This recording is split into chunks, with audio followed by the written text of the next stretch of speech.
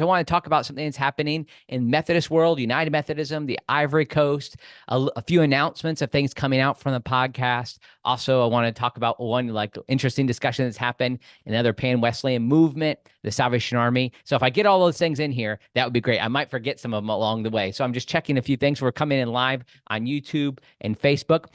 Thanks to everybody who's been following what's been happening at the podcast lately. I'm not positive. I haven't looked at all the stats, but I looked last week and it looks like we might be on track for our biggest month ever. Our biggest month ever. Now, that's a real blessing. So if you haven't already signed up for my email list at andymillerthird.com, that's andymillerii.com, I'd love for you to sign up and you'll receive regular content from me. And I'll send you a free tool called 5 Steps to Deeper Teaching and Preaching. And also another announcement.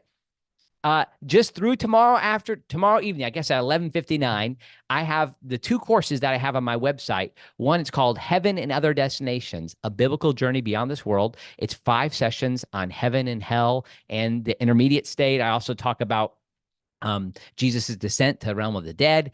Those are they're video-based sessions with discussion guides, interactive forums that you can participate in, and bonus content. So that's available, and it's 50% off through tomorrow night, so through the month of May. And then also my course Contender, which is 6 sessions on the book of Jude. So I've had people all over the world use these resources. I'm thankful for the opportunity to put them together. I'm thankful people use them and they found them to be a blessing. I was just with somebody this past week. I'm a tentative delegate for the convening general conference going to happen in Costa Rica for the Global Methodist Church. I say tentative because it still needs to be affirmed. The way the Mississippi, Western Tennessee conference is handling it is they're putting together a list of delegates, and then that will be affirmed at our annual conference in a couple of weeks. So at the moment, I'm on track to go there. And I had one of the lay delegates come to me and just mention like they're really looking for a resource on heaven. And I just smiled nice and wide and said, well, here you go. So I referred them on to my resource on heaven. And so that's been something that I've been working on for a while. But before I move too fast to just telling you about those type of things, I want to make sure to let you know that things are coming this summer from the More to the Story podcast. But first, there was this big news story that came out yesterday. And I'm just going to read it here for you. My thanks to Mark Tooley, who's documented some of this. 1 million United Methodist exodus in one day. 1 million. 1 million. Isn't that amazing? So I'm just going to read a little bit of Mark's article. United Methodism's largest overseas jurisdiction has voted to quit the denomination in response to the church's divorcing sex from marriage and its governing general conference earlier this month. The United Methodist Church in the Ivory Coast. Oh man, I want to go and visit all these people. I've always wanted to go there anyways.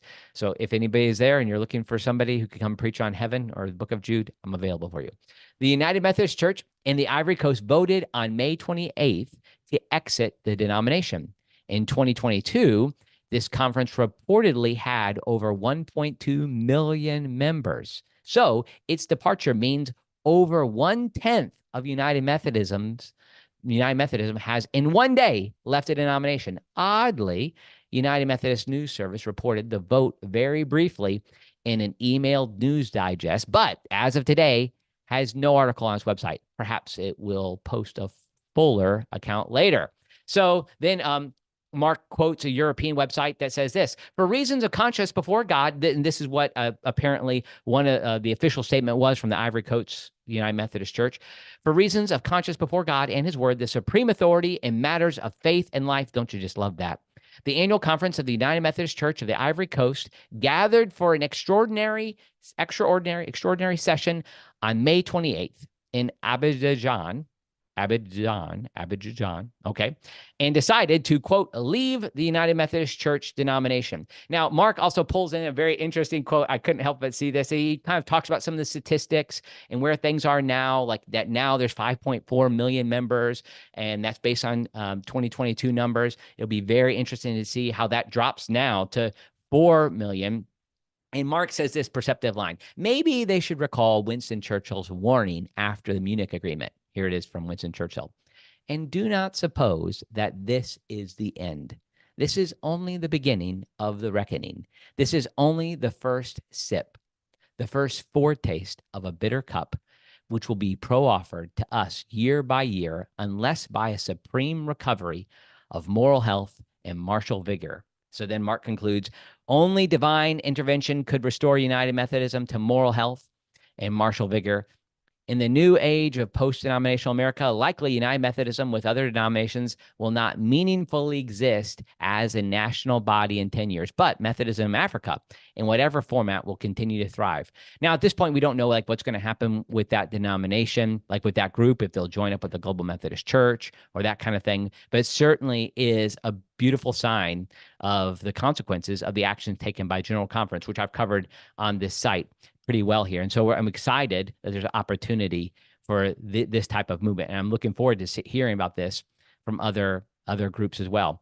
All right. I also want to just highlight, I've told some people that I like to emphasize that I've gotten some really beautiful responses from people. And I said I would read them online. And here's how I do the podcast. Generally, I record like probably 6 to 8 podcasts in a day. So, and then that will last for a month and a half. And I'll sometimes do it in a couple of days. So I'll kind of be stored up for a couple of months. So I've recorded most of the summer's content.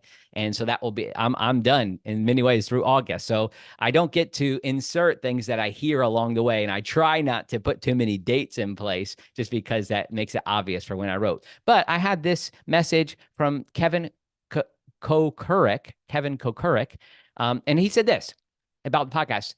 I first found your podcast when you interviewed Adam Hamilton and Rob Renfro about their vision for Methodism, and I've been listening since then.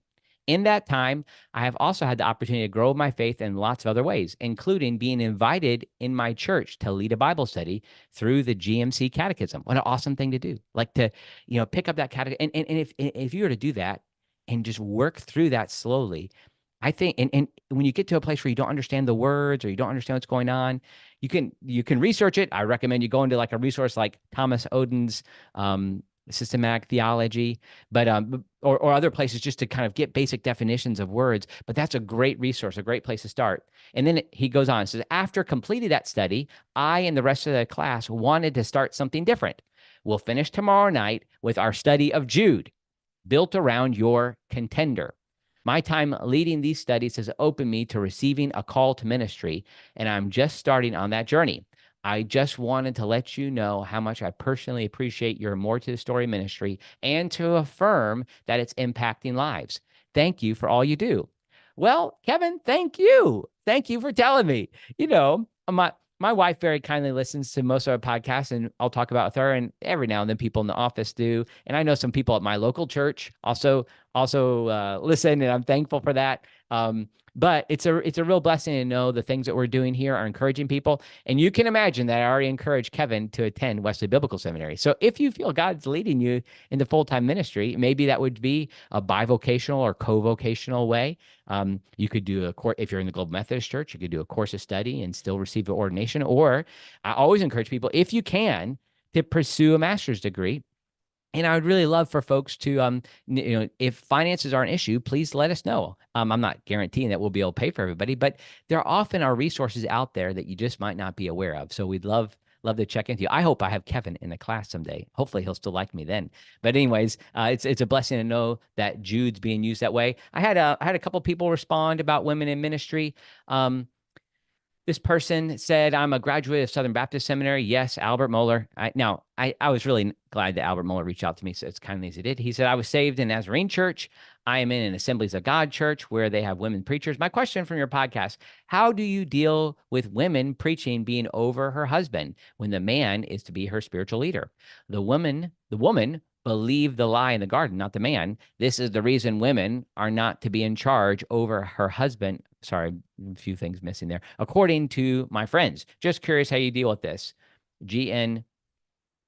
P.S. I'm thrilled to see the new denomination taking a godly stand. Yeah, absolutely. So, I think there's enough the healthy conversation about some of these things as it relates to headship in the home, and I think if you listen to my podcast enough, you'd hear from me and the guests that I have that we want to acknowledge the complementary nature of the human body and human bodies and the way men and women complement one another. And like, I think it's a little less clear as to how the impact of any sort of complementary nature of men and women in the home then transfers to the church. There's some interesting articles in Christianity Today about that. I think what I was wanting to emphasize in my brief podcast about Albert Mohler's piece is that while I affirm that women, it seems like women were actively preaching in assemblies and church services, had ecclesial titles in the early church environment, and that's why I affirm women being in various roles in ministry. I still am like working through myself, like, well, does that mean that a woman could never be over her husband in the church? So I point you to some articles that in past podcasts I had with Murray Vassar and Matt O'Reilly on that subject. So if you go into my feed, you can find some of that where I've talked about that at length. Okay, I wanted to also read one more. I need to respond to this person. Most of the time I try to respond to people who send me an email, but this is from Caleb Whistler. And I'm guessing based on content, I know his father. He says, "Good evening, Dr. Miller. My name is Caleb Whistler, and I'm currently studying Bible and theology at Kentucky Mountain Bible College, a great school. Great school. God bless you all there. They have a Brengle Hall. I always love that idea." Back to his letter. "I just wanted to reach out and let you know that I really enjoy listening to your podcast. I've heard of it before and started listening to it last week, and I've listened to quite a few episodes. I appreciate the variety of topics, views, and people you interview and have on the show. Thank you for the good work and emphasis you put out on education and practical content. God bless you in your work at Wesley Biblical Seminary and Christ." Caleb M. Whistler. I'm guessing, Caleb, that your dad is Jay, one of my good friends, and we were at Asbury University together. And thank you. Thanks for reaching out. I'm glad that God's a blessing to you. And, if you feel called to ministry, we'd love to get you over here at Wesley Biblical Seminary at some point too. And thankful for the ministry of KMBC, Rob Pokai, your dad. You might have even heard a few weeks ago, I had on one of your, I call him famous to me, Jerome Van Kyken, one of the famous alumni from KMBC, talking about his book on Jude. So that's available again. So I want to make sure people know that through tomorrow night, May 31st, you can get all of my courses at 50% off at my website. And there's a link in the show notes here. I'm not sure how it actually comes out when I'm doing this live, but you should be able to find it. If not, just go to andymiller3rd.com and sign up for courses. This would be a great thing. I wanted to emphasize it now, just in case people are looking for a study for 5 or 6 weeks in the summer, Sunday school class, or small group material. Okay. I also want to highlight a few things coming this summer. So this summer on the podcast, here's what's going to be coming out slowly but surely. So I had this today. I enjoyed this conversation I had with somebody I'd never met before, but really enjoyed his work, Patrick Schreiner, on the Ascension and Transfiguration. I know that's pretty deep, but I think you all could appreciate it. And maybe just gives you a little taste for biblical studies and some of the things that he covers. And I love just thinking about the space and time and how that all works together. And I thought he did a great job answering those questions. Next week, I have Scott Klusendorf, who's coming on, and he has a great ministry. I think it's called prolifetraining.com. And the title of that is Being a Persuasive Pro-Lifer. So I was honored to speak with Scott. He's been in front of large audiences, is a national platform. He's great. Then I have my friend Billy Coppage, he's a graduate of WBS. He's a doctorate from, I believe, Edinburgh or Durham, talking about orality. Mark Strauss, who's the vice chair of the NIV Translation Committee. I have him on to talk about Bible translations. I've seen some memes coming out lately that make me wish I would have pushed that one forward sooner. Also, I haven't interviewed him yet, but I'm real excited. This book by Eric Patterson, A Basic Guide to the Just War Tradition. Man, I really appreciate this book. And I met his wife, who works for RTS in the Washington, D.C. area. And Eric has a really kind of solid political foundation, but also thinking about the nature of war. And he just I can't wait to get some of the questions out there. Then I have Steve Elliott coming on. There's a couple of Steve Elliott's in the Pan-Wesleyan world, but he's the one who wrote a book called By Signs and Wonders, the way he and his church embrace kind of the moves of the Spirit in their congregation. This book was really helpful to me when I was serving as a local church pastor. I also have Dr. Jerry Walls coming on to talk about heaven, hell, and purgatory from a philosophical perspective. He's one of my old professors. He teaches now at Houston Christian University. And then I'm still working on getting Bill Urey and Chris Bounds on. There's some of my friends in this tradition, and Bill Urey has his new book on Christology as theology. I have a couple of things I want to talk to Chris Bounds about. So those things will be happening this summer as well. All right. This past Sunday, I was also at Pine Forest Global Methodist Church in Dublin, Georgia. And their pastor, Brett Maddox, does a great job. He offered a great sermon for that congregation. And when I was there, he has a resource table. And I didn't know that Seedbed had this. It might be backwards on the screen, but I took a couple, Brett. Maybe I should send an offering in place of it. But did you know, like, Seedbed put out the Scripture Way of Salvation, John Wesley's famous sermon, in just a little bitty booklet like this? You could give it out. You could take it on a trip with you. And if you've heard me on the podcast, I've often mentioned, if you want to understand Wesley's theology, I encourage you to check out that sermon. If you had to read one John Wesley sermon, I know this would be this would be it. Scripture Way of Salvation. And a lot of times, if you get the Albert Outler edited volume, it's pretty expensive, it's pretty thick.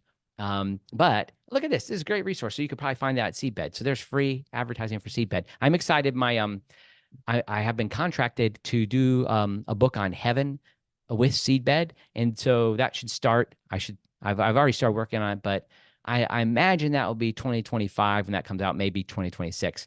I'm always overly optimistic about writing projects and how fast they can get done.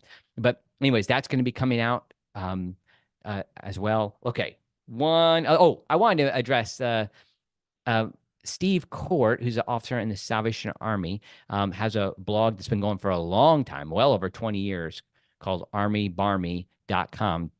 He's a well-known voice in the Salvation Army. And there's an emphasis there that I just wanted to address subtly. Now, I probably shouldn't even start this because it's a subject of my dissertation, thinking about William Booth's Ecclesiology. But he was kind of pushing back on people in the Salvation Army who are trying to make it more like a church, and not using titles like pastor, not even like trying to imitate other churches, trying to have church, but kind of just really being almost more of what I would think of as a parachurch organization.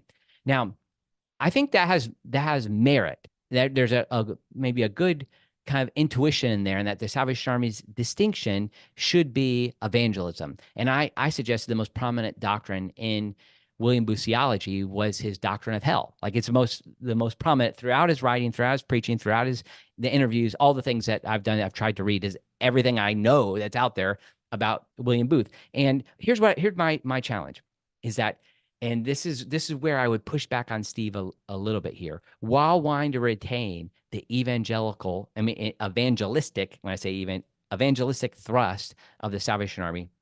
This will be very present for the Global Methodist Church, and any other church is trying to differentiate itself in this period. Like, what is it? How is it that we differentiate ourselves as denominations? Is it just the things that were like, I'd hate for the Global Methodist Church to just be defined as its stance on human sexuality. It's about so much more than that. And so when William Booth started the Salvation Army, the first name was the East London Revivalistic Association. And then it became the East London Revivalistic Union, then the East London Revivalist Society. Then it became the East London Christian Mission. Then it became the Christian Mission. Then it became, in 1878, 13 years later, the Salvation Army. Now, somewhere in there, most scholars think, and I generally affirm this, though I don't think there's any particular reason to say that this date was it. In 1867, 2 years after he was going, was probably the point where they had the first kind of incorporation documents. And those were pretty clear, even though there was always a resistance to the language of church, which is something that was going on even in Methodist bodies. There was only one of probably a dozen Methodist denominations that used the word church. Instead, you had the Wesleyan Methodist Connection. That was the main body there. But then you had the Methodist New Connection. That was a group that Booths were a part of. The Methodist Reformers. I could go on and on about all those that were there. So the word church, there was like some resistance to that, because there's also just the Church of England. But at the same time, there was other language that could be used to describe what people are doing. It could be sect, society. But William Booth was not wanting to be like any of those groups. He wanted to be something completely different. And the assumption was that nobody was doing what he was feeling called to do. And I just suggest that's not really true. There were plenty of groups that were trying to do what William Booth was doing. He was very effective at it. But at some point, he said this multiple times throughout his ministry. And I have it documented. I could show you the sources, but it was like a regular pattern of something he would say, kind of like a stump speech. He would say, first, they wouldn't go where they were sent. Then he says, second, they weren't wanted. Third, this is the key point. This is the absolute key point. He said, we wanted some of them ourselves. Now he used that in different. He sometimes he says we wanted some of them for ourselves in the business of saving others. Sometimes he says I wanted them myself. But the basic idea is that somewhere in there he realized that he wanted some of them himself. And thus, for the first 23 years, they performed the sacraments, they performed religious rites, they did all the things that would be part of a church, tithes, funerals, all those type of things. So it sounds like a duck, looks like a duck, walks like a duck. It was a duck. Salvation Army was acting like the congregational home with this emphasis. And so there's a bit of a paradox in that William Booth created a church, but he said it would not be made a church, but yet it was functioning as a church. And so in 1878, between 1878 and 1883, he tried to bring the Salvation Army under the wings of another organization so that it would be like a Protestant order to the Wesleyan Methodists, to the Congregationalists, or to the Church of England. And those talks failed because Booth basically, I could go on about this, to remain in charge. He wanted to be the person completely in charge. And he was the autocratic head of his absolute military system. So it was after these talks failed, when he couldn't find another body to come under, that he gave up the sacraments. So I've had people reach out to me in the last couple of weeks say, I didn't even know, like people who've been in Salvation Army their whole life. I didn't know the Salvation Army practiced sacraments for the first several years, for the first 18 years. I think I just said 23 a minute ago, but my math was off. 18 years. So yeah, absolutely did. And so, but it was after this period where again, like he just couldn't quite figure out, how do I not be a church? And so when he announced that he was not going to be, they're going to be doing away with the sacraments in the Salvation Army, he said he became convinced that to be a church, there must be sacramental observance. So you can look at the 1883 article from January 17th where he says this. And so he said, since we're not a church, we'll postpone, he says then, the sacraments. And he said, but perhaps we'll have light on this in the future. And then the 6 or 7 times that I've documented that he talks about this going forward, he always says, I'm kind of undecided here, or maybe we'll change. I'm still trying to figure it out. And in my view, it's probably he realizes, yeah, I've created a church and I'm not quite sure about it. And then later in life, he ends up saying multiple times that he regretted his decision, that he looked, his biographer says he looked rather wistfully at the Lord's Supper, remembering it and being disappointed that he wasn't partaking of it himself later in life. So there was that movement. So the Salvation Army maintained not being a church all throughout his life, and really for decades and generations. In the early 80s, I skipped a bunch of history here, but in the early 80s, the Salvation Army in the United States developed a mission statement that said it was a branch of the Universal Christian Church. Then in 1991, the International Army adopted that same mission statement. Then in 1998, the Handbook of Doctrine said most clearly the Salvation Army is a church. And it said that was implied by just the fact that we had doctrines. And then in 2007, the Salvation Army came out with even a clearer statement saying this, like, so for the last 30, 40 years, the Salvation Army has explicitly said it's a church. Now, I think back to Steve's point, if it's going to be, and I'm not a part of the Salvation Army in the same way that I was. I still consider my theology and kind of like the way I operate as a Christian very similar to being a Salvationist.